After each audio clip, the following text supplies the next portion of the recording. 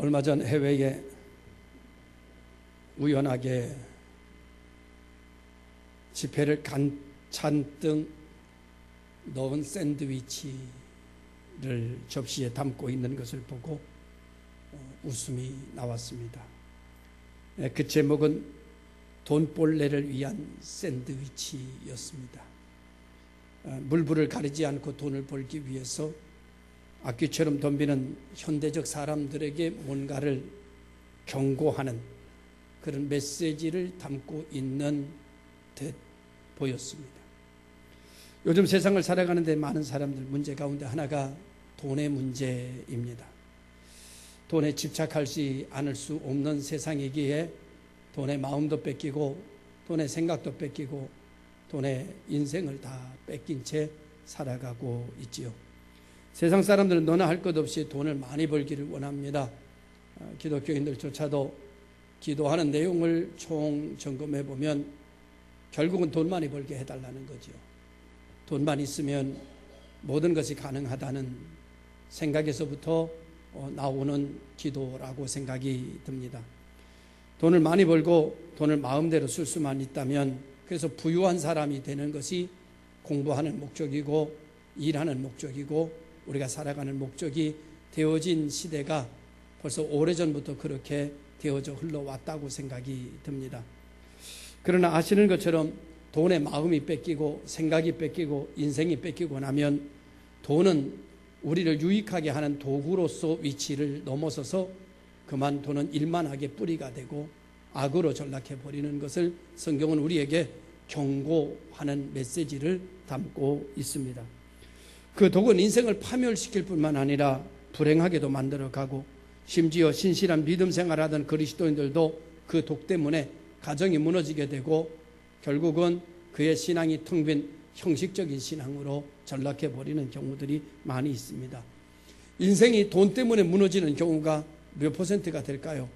거의 전체적인 문제에 있어서 돈 때문에 무너지는 경우가 굉장히 많이 있다라는 생각이 들고도 합니다. 이렇게 물질 많는가 같은, 물질만 있으면 돈만 많이 벌면 돈만 있으면 안 되는 거 없다, 그렇게 생각을 하고 살아가는 사람들에게 경종을 울리는 오늘 본문의 말씀이 있습니다. 그 말씀은 돈이 길이 아니라 내가 길이요 내가 진리요 내가 생명이다라고 큰 소리로 외치시는 주님의 음성이 우리 마음속에 크게 울려 퍼지는 시간이 되기를 바랍니다.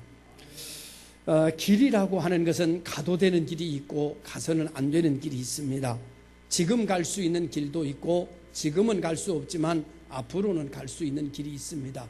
그런가 하면 지금도 갈 수 없지만 앞으로도 가서는 안 되는 길이 우리에게는 있습니다. 이렇게 이 세상에는 길이 아주 복잡하게 얽혀 있는데, 가지 말아야 되는 길은 가야 되는 길처럼 때로는 보이고, 가야 되는 길은 가지 말아야 되는 길처럼 보입니다. 꼭 가야 되는 유익한 길은 손해나는 길처럼 보이고, 손해나는 길은 손해나지 않는 길로 보여질 때가 많이 있어서 깨어 있어야 하고 정신을 차리고 있어야 하고, 그리고 근신하여 허리를 동이고 살아가지 아니하면 그만 세상의 복잡한 길 속에 목적지를 잃어버리고 방황하는 세상을 만나게 됩니다. 새로운 길을 걸어가려고 하는 사람들에게는 세 가지 조건이 맞아야 됩니다. 첫 번째는 그 길에 대한 정보가 있어야 됩니다. 길에 대한 정보를 얻지 못하고 길을 걸어가면 불안합니다. 초조합니다. 두렵습니다. 길을 잃어버리기 십상입니다. 그래서 자기의 주관대로 정보가 없으면 결국은 사람의 말에 길을 기울이고 사람을 따라가는 길이 되어버리면 결국은 멸망을 자초하는 길이 많이 생겨나게 됩니다. 이 길, 적어도 돈을 버는데도 돈 버는 길이 있고요, 공부를 잘하는데도 공부 잘하는 길이 있습니다. 아이들을 시험 잘 보게 하는 길도 있습니다. 그래서 그 길을 잘 아는 선생님을 쪽집게 선생님이라고 그럽니다. 그래서 쪽집게 과외를 받으면 시험 하나만큼은 아주 기가 막히게 잘 볼 수 있다고 그럽니다. 모든 것이 길이 있습니다. 바다에 배가 아무렇게나 다니는 것 같아도 바다에 배가 다니는 길이 있고요, 하늘에 아무렇게 날아다니는 것 같아도 비행기도 다니는 길이 있답니다. 개미도 개미 다니는 길이 있고 토끼도 토끼 다니는 길이 없는 것 같아도 토끼 다니는 길이 있습니다. 세상의 모든 것은 길이 있게 마련이고 그 길을 찾는 것이 우선인데 그 길을 찾고 그 길을 아는 데는 반드시 정보가 필요합니다. 그런데 우리는 이전에 가졌던 정보를 가지고 평생 그 길을 걸어가려고 할 때가 많이 있습니다. 물론 근본적인 정보는 변하지 않는다고 하지만 그러나 부분적인 정보는 그날 기가 막히게 빠른 속도로 변화되어져 가고 있습니다. 제가 순례길을 걸어갈 때 여기서 책을 한 2권, 3권 사서 보고 갔습니다. 그런데 그 정보는 벌써 가보니까 벌써 오래된 정보예요. 벌써 얼마나 많이 달라졌는지 몰라요. 없던 마을이 생겨나기도 하고 없던 알베르게가 만들어지기도 했어요. 그래서 그 안에 있는 영어로 된 스페인어로 된 이 소책자가 근간에 나왔다고 해서 그것을 이제 사가지고 가는 외국인들 책을 빌려서 카메라로 찍어서 그래서 이제 사진첩에다 넣어가지고 그것을 꺼내보는데 그것도 사실은 최신이라고 하지만 벌써 정보가 뒤떨어진 겁니다. 그래서 지금하고는 아주 달라졌어요. 정보라고 하는 것은 시시각각 촌각을 다투면서 달라지는데 우리는 예전의 정보를 가지고 그 정보만 가지고 살려니까 어려움이 많고 힘든 일이 많아집니다. 성경은 하늘나라 가는 아버지 집에 가는 은혜의 집에 가는 정보에 대해서 우리에게 주신 매뉴얼이 있는데 그 매뉴얼이 성경이라는 겁니다. 이 성경의 매뉴얼을 읽지 않으면 우리는 아버지의 집에 가는 길에 있어서 잃어버릴 수 없는데 이 매뉴얼이 예전에 읽었던 매뉴얼만 가지고 오늘을 살아가려다 보니까 여러 가지 어려움과 힘든 일이 많이 있습니다. 이 말씀은 살아있고 운동력이 있어서 이전에 기록됐지만 이 말씀은 시대에 맞춰서 이 시대에 성령이 역사하고 계시다는 것을 믿어야 합니다. 오늘의 정보, 오늘 이 시대에 하나님이 응답하신 하나님의 응답, 이 시간에 하나님 앞에 감동받은 하나님의 깨닫게 하시는 말씀을 붙잡고 있어야 하고 지금 하나님이 내게 일용할 양식으로 주신 양식을 가지고 있어야 하고 변화된 이 시대를 살아가기에 맞춤 서비스인 하나님의 역사를 내가 가지고 있어야 되는데 그 역사를 가지고 있지 못하면 여러분의 정보는 올드한 정보입니다. 올드한 정보를 가지고는 오늘 이 시대에 디테일한 일을 맞아설 수 없고 디테일한 일에 우리가 적응할 수가 없게 됩니다. 시대가 바뀌었습니다. 세상이 바뀌었습니다. 사람이 바뀌었습니다. 디테일한 것이 바뀌어지고 있습니다. 이 디테일한 일은 부분만에 변화된 것에 하나님이 이 시간에 이 시대에 지금 내게 말씀하신 말씀을 붙들고 그 말씀의 정보를 가지고 살아야 됩니다. 그래야 편안합니다. 그래야 흔들리지 않습니다. 그래야 사람을 따라가지 않습니다. 그래야 이길 수 있습니다. 반드시 이 시대를 살아가는 일에 있어서 영적인 삶에 있어서 하나님의 은혜를 회복하는 일에 있어서 반드시 이 시대에 오늘 하나님이 내게 주시는 정보를 즉각 매 시간마다 업데이트 해야 됩니다. 아직까지도 이 시간에 여러분의 업데이트 되지 않은 10년 전의 정보를 가지고 10년 전의 은혜만 가지고 그때 받았던 말씀만 가지고 살아간다면 아마 이 시대에 굉장히 여러분의 마음속에 신령한 것이 그만 사라져버리고 말았을 것입니다. 여러분 핸드폰을 보면 가끔 가다가 업데이트 하시겠습니까? 이렇게 뜹니다. 업데이트 하면서 핸드폰을 사용하게 되면 얼마나 편리한지 모릅니다.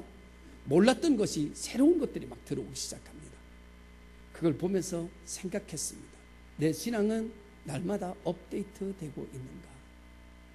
내 영적 삶은 날마다 업데이트 시키고 있는가? 업데이트 되지 않은 신앙은 힘듭니다. 신앙생활이 어렵습니다. 고통스럽습니다. 그리고 사람에게 잡히게 있습니다. 함정에 빠지면 일어나지 못합니다. 업데이트 시켜야 합니다. 아버지 집에 가는 매뉴얼은 성경입니다. 아버지 집에 가는 매뉴얼을 총집합해서 우리에게 보여주신 분은 예수 그리스도입니다. 그런데 이 예수 그리스도에 대한 은혜도 날마다 업데이트하지 않으면 생명력이 작아집니다. 당신의 신앙은 업데이트되고 있습니까? 당신의 영적인, 당신의 은혜는, 하나님의 말씀은 매일같이 업데이트돼서 살아있는 말씀으로 당신을 리드하고 당신을 움직일 수 있기에 부족함이 없는 그런 말씀으로 만들어져 가고 있는가라는 질문을 저 자신에게 던져보는 시간입니다.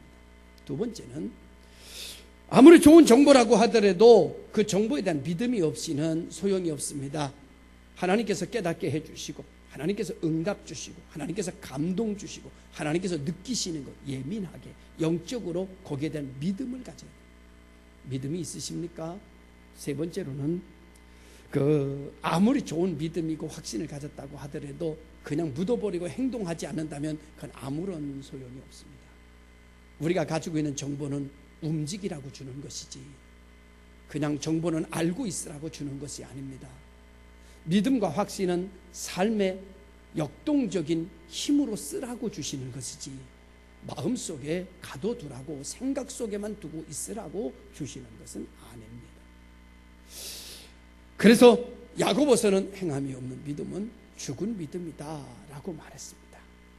그런 의미에서 난 죽은 믿음 가지고 있지 않나 라는 생각을 다시 한번 해보게 되는 것입니다. 오늘 본문은 주님이 길을 가시려고 하는 데 대해서 이야기하고 있습니다. 이 말씀의 제자들이 근심과 걱정을 표현하고 있습니다. 그런데 제자들이 지금 그 길을 따라갈 수 없다고 주님이 말씀하셨습니다. 베드로는 이 말을 듣고 주님이 가시는 길을 자기도 가야 되겠다라고 이야기합니다. 그랬더니 주님이 지금은 따라올 수 없다고 말합니다. 그러니까 베드로가 뭐라고 말하는가 하면, 내가 주님 따라가는데 목숨을 걸겠습니다, 이렇게 얘기합니다. 이 말씀은 굉장히 좋은 말씀처럼 들립니다. 굉장히 헌신된 말처럼 들립니다. 그러나 이 말은 헌신된 말이 아닙니다.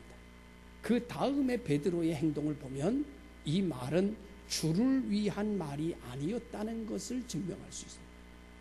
내가 주를 따라가는 일에 목숨을 걸겠습니다. 여기에서 이런 질문이 하나 더 우리 마음속에 들려져야 됩니다. 누구를 위하여 주님 따라가는 길에 목숨 걸겠다는 것이냐는 질문이 들어가야 됩니다. 주여, 내가 주님의 길을 따라가겠습니다. 주님 따라가는 길에 내 목숨 걸겠습니다. 제가 베드로에게 이렇게 다시 묻겠습니다. 누구를 위하여 주님 따라가겠다는 겁니까? 누구를 위하여 주님 따라가고, 누구를 주님 따라가는 일에 무엇을 위하여 목숨 걸겠다는 겁니까? 베드로 자기를 위해서입니다. 베드로는 모든 것을 버리고 주님을 따랐습니다. 왜냐고 하면 주님을 따르면 출세할 수 있으리라고 생각했습니다. 주님을 따르면 좋은 직장 얻을 수 있다고 생각했습니다. 주님 따르면 돈 많이 벌 수 있다고 생각했습니다. 내가 노조호 고기를 잡는 삶을 벗어날 수 있다고 생각했습니다. 심지어 주님을 따라 보니까 무리도 거르시고 죽은 자도 살리시고 병든 자도 손만 얹으면 낫습니다. 베드로는 생각했습니다. 내가 기가 막힌 선택을 했다. 이분만 따라가다 다니면 출세하는 데 지장이 없을 것 같다. 그래서 전심전력으로 주님을 따랐습니다. 누구를 위하여? 자기 자신 잘 먹고 잘 살고 출세하기 위해 주님을 따랐습니다. 그런데 주님이 떠나신다는 겁니다. 자기들도 따라갈 수도 없는 곳으로 가버리시겠다는 겁니다. 제자들은 큰일 났습니다. 걱정이 태산입니다. 닥쳤던 게 개라고 해서 비유해서 죄송합니다만은 이게 속담이니까 닥쳤던 게 지붕 쳐다보는 꼴이 되어버렸습니다. 온통 자기의 모든 계획이 수포로 돌아갈 지경이 되어버리고 말았습니다. 베드로는 가만히 있을 수가 없었습니다. 주님 혼자 보내지 못합니다. 우리가 여기까지 어떻게 따라왔는데 이제 와서 주님이 우리가 알지 못하는 것을 가버리시겠다고요? 그대로 내버려둘 수 없습니다. 내가 주님 따라가는데 목숨 걸겠습니다. 이렇게 고집 부리는 베드로에게 주님은 그 중심을 보고 계셨습니다. 누구를 위하여 목숨을 버릴 정도로 따르겠다는 거 주님은 알고 있었습니다. 주님이 이렇게 말합니다. 사탄아, 내 뒤로 물러가라 라고 말씀하셨습니다. 오늘 많은 사람들의 신앙이 나는 여기에 머물러 있다고 생각합니다. 많은 이들이 예배를 드리는 이유도, 기도하는 이유도, 그리고 예수를 부르는 이유도, 내가 주를 위하여 목숨을 내놓겠다고 하는 이유도 다 자기 자신이 잘 살아보겠다는 겁니다. 자기 자신이 출세해 보겠다는 겁니다. 여기에서 더 넘어서지 못하고 있습니다. 이렇게 된 베드로는 계집종 앞에서 3번 예수를 부인하는 꼴이 되고 맙니다. 그리고 결국 그는 통곡하는 심령이 되어버리고 맙니다. 가룟 유다는 목을 매서 죽는 사람이 되어버리고 맙니다. 자기 자신을 위하여 무엇을 선택하면, 그리고 그것에 매여 벗어나지 못하면 그것은 결국 독이 되어버리고 맙니다. 그것이 주님일지라도, 그것이 아버지일지라도, 그것이 스승일지라도 자기 자신을 위하여 이용하면 결국 피차 멸망하게 되어 있다고 성경은 말하고 있는 것입니다. 그래서 주님을 따라갈 수 없다고, 너희들이 지금은 나를 따를 수 없다고 이렇게 이야기하고 있는 것입니다. 다른 성경에는 이렇게 말합니다. 욕심이 잉태하면 죄를 낳고 죄가 장성하면 사망을 낳느니라. 그렇습니다. 가룟 유다의 욕심은 사망을 낳습니다. 베드로의 욕심은 통곡을 낳습니다. 여러분의 욕심은 무엇을 만들고 있을까요? 당신은 지금 이 자리에 누구를 위하여 종을 울리려 하시는 것입니까? 누구를 위하여 기도하십니까? 누구를 위하여 예배하십니까? 예수 그리스도가 당신의 주인이십니까? 당신이 예수 그리스도의 주인이십니까? 우리는 심각하게 이 시대에, 무너져가는 이 악한 시대에 우리의 모습을 재건하기 위하여 이 질문을 던질 수밖에 없습니다. 베드로는 주님을 위하여 목숨을 드리겠다는 것이 아닙니다. 이것이 최초의 베드로의 질문입니다. 첫 번째 베드로의 질문이 주여 어디로 가시려는 거예요? 주여 어디로 가시나이까? 이 말을 우리가 잘 아는 이야기 속에 이렇게 말합니다. 코디바스 도미네, 주여 어디로 가시렵니까?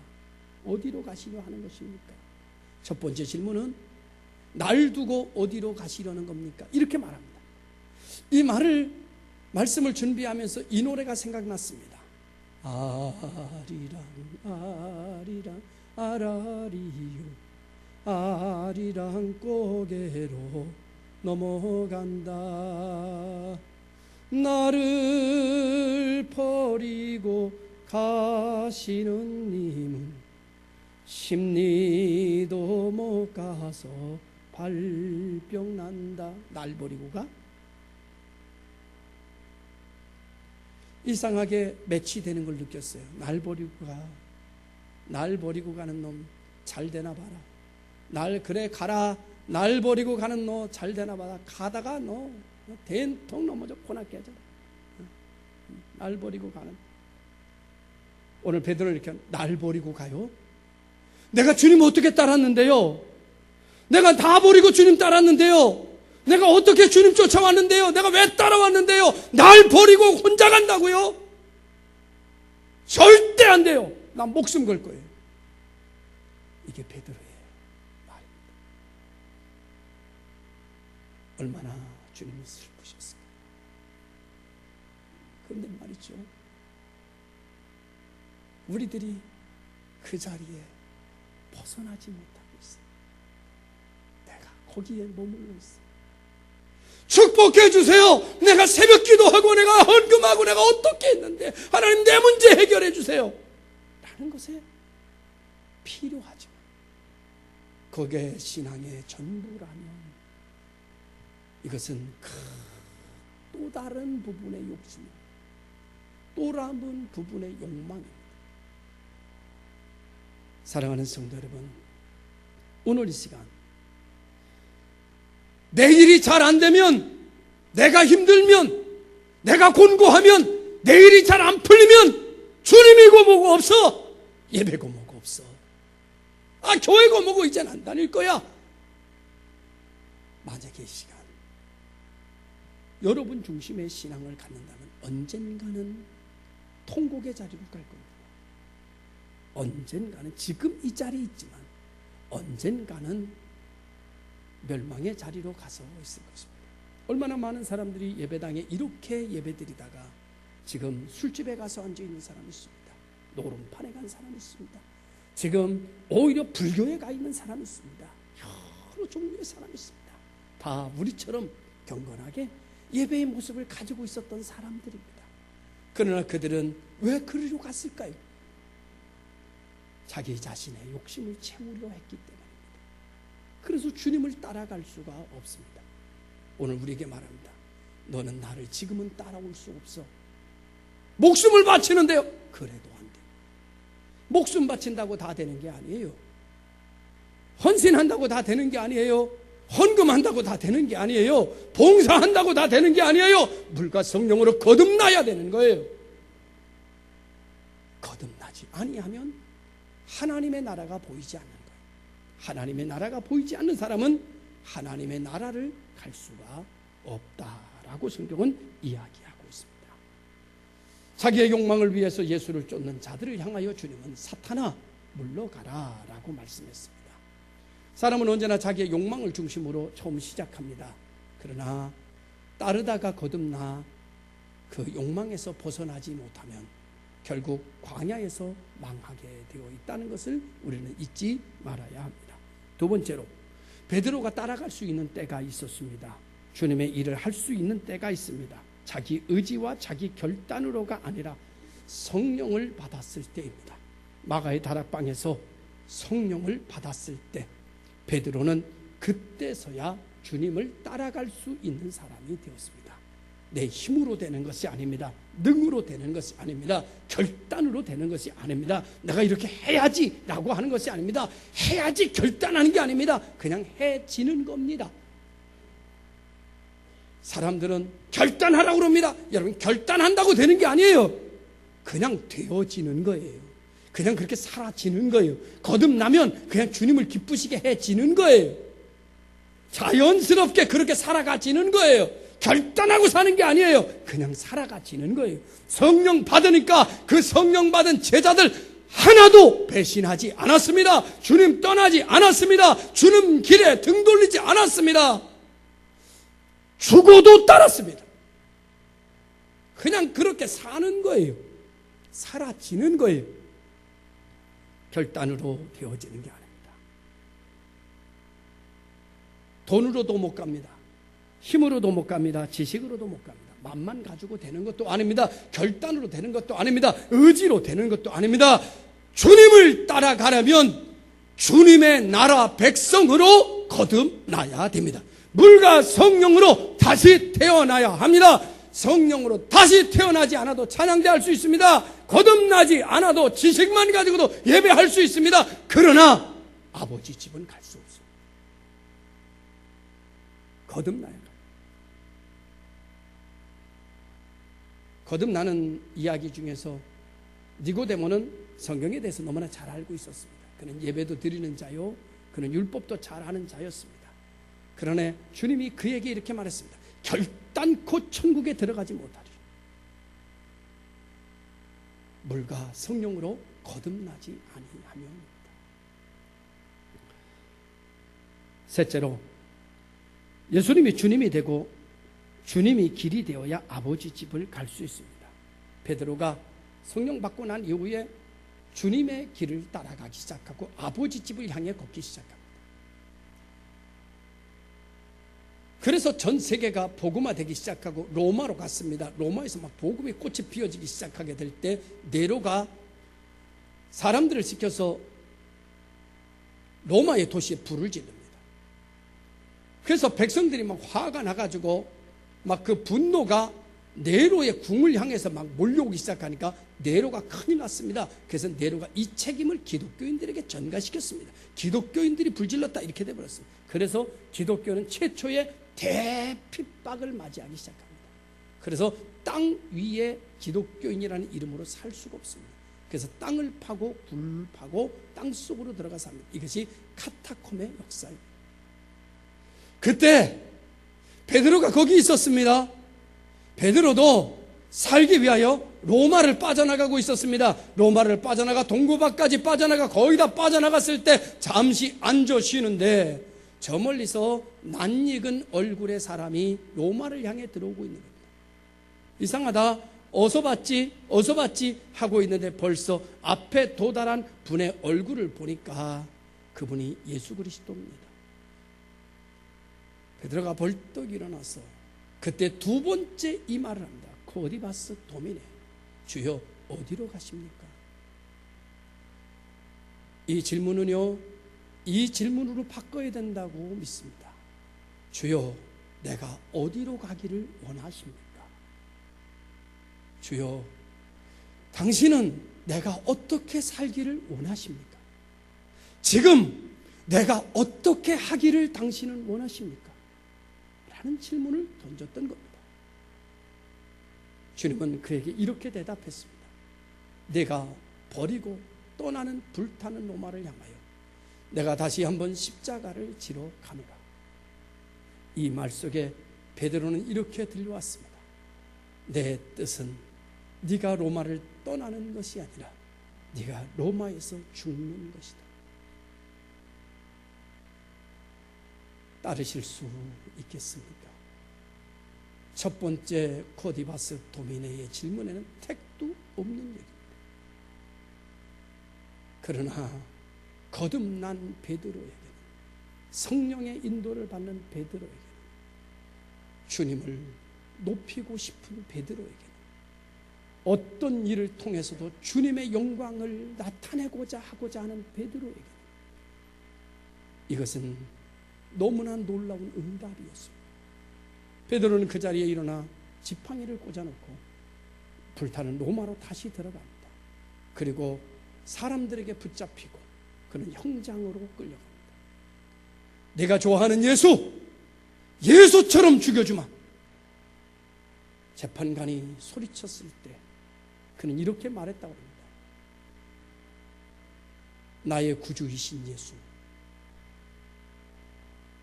거룩하신 예수, 그의 신들매도 감당할 수 없는 예수, 그분이 돌아가신 모습처럼 이 죄인이 어떻게 따라 죽는단 말입니까?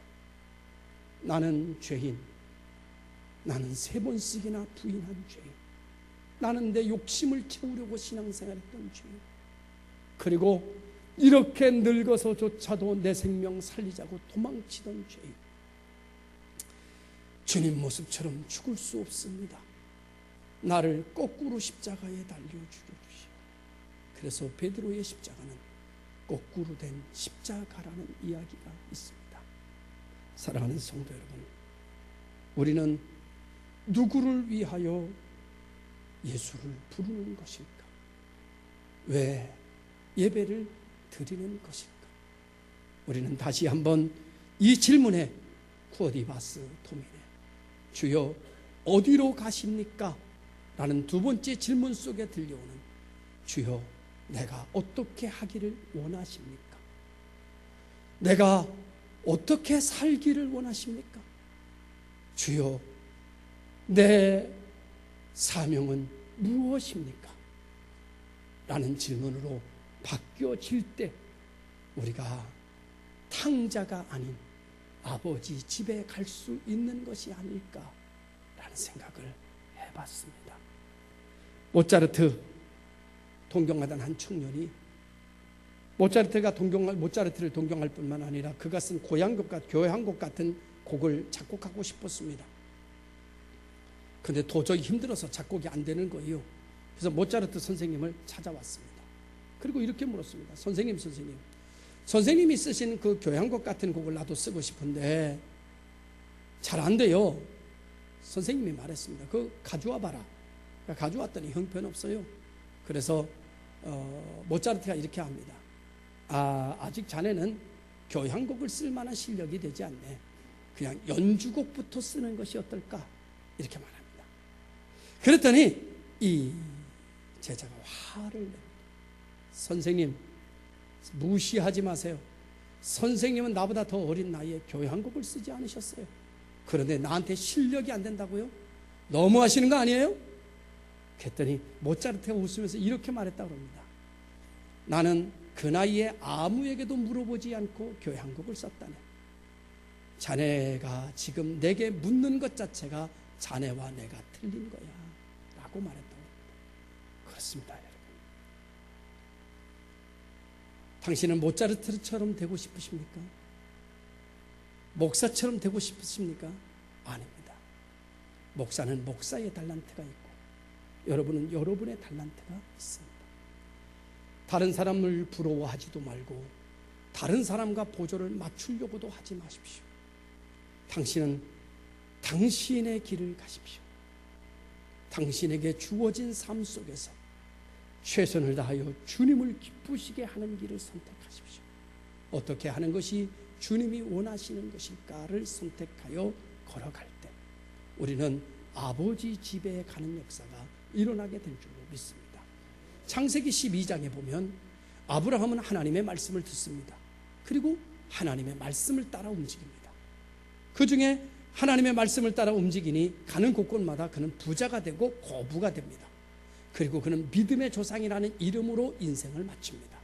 심지어 신약성경에 와서 그 이름은 어떻게 등장하는가 하면은 예수님의 족보에 등장할 뿐만 아니라 여러분 나사로가 예수님 품에 아브라함의 품에 안겨 있는 걸로 예수님은 말씀하십니다.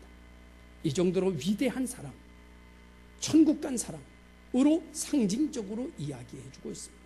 그런데 아브라함처럼 같이 떠난 사람 한 사람이 있습니다. 하나님 말씀 못 들은 사람이 있습니다. 하나님에 대한 믿음 없는 사람이 있습니다. 그런데 사람 아브라함 따라간 사람이 있습니다. 그 사람 롯입니다. 그도 아브라함과 함께 있는 동안 복을 받습니다. 그런데 롯은 매사 경쟁적입니다. 매사 아브라함과 자기를 비교합니다.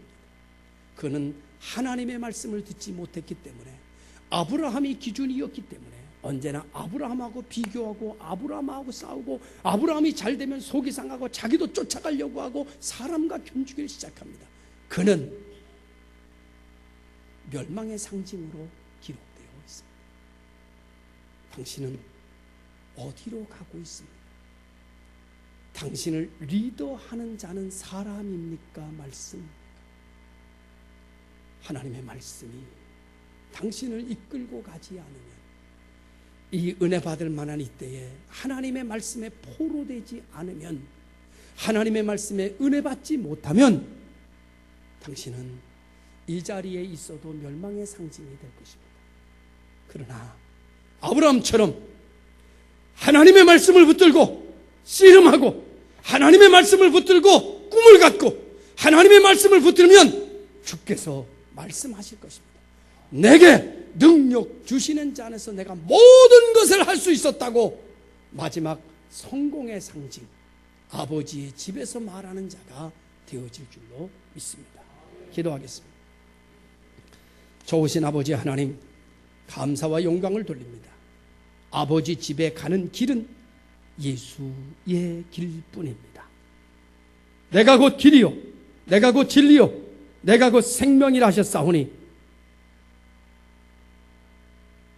욕심을 다 내리게 하시고 처음에 베드로의 코디바스 도미네가 아닌 두 번째 주여 주님이 내게 원하시는 것은 무엇입니까? 내가 어떻게 살기를 원하십니까? 내가 주님 원하시는 대로 살겠습니다. 멈추라 하시면 멈출 것이고 가라 하시면 갈 것이며 죽으라 하면 순교할 것입니다. 베드로는 이 두 번째 대답이 순교로 열매를 맺었던 것을 기억하면서 그는 지금도 아버지 집에 있음을 고백합니다. 오늘 이 시대에 살아가는 우리들이 나 자신을 위하여 주님을 부를 때도 있지만 본질적으로 주의 영광을 위하여 살게 하여 주옵소서. 예수님의 이름으로 기도드리옵나이다. 아멘.